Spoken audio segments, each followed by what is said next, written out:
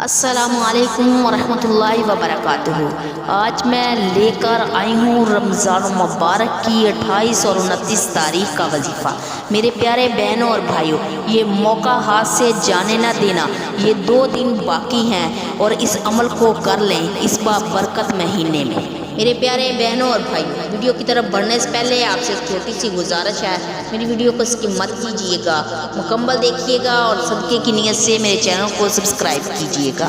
قرآن حکیم کی بڑی محبوب سورت مزمل، چونکہ ہمارے نبی حضرت محمد صلی اللہ علیہ وسلم کے نام گرامی پر یہ سورت ہے۔ اس میں اللہ تعالیٰ ہمارے نبی کو خطاب فرما رہے ہیں، یا ایھا المزمل، اے کمبلی والے، اے چادر لپیٹنے والے، اٹھو نماز پڑھو، یعنی تہجد کی۔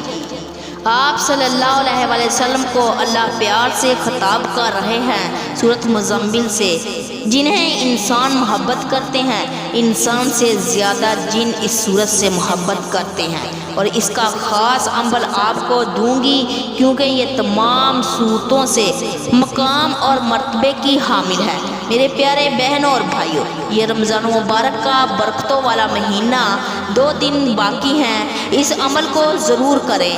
یہ بابرکت مہینے میں اس عمل کی زیادہ برکت ہوگی۔ آپ میں مرد عورت کسی کو بھی کوئی پریشانی ہو، کوئی بات منمانی ہو، کوئی علاج بیماری ہو، کوئی بھی پریشانی ہے، آپ کے گھر کے لوگ اس سورت کو 41 مرتبہ پڑھ لیں۔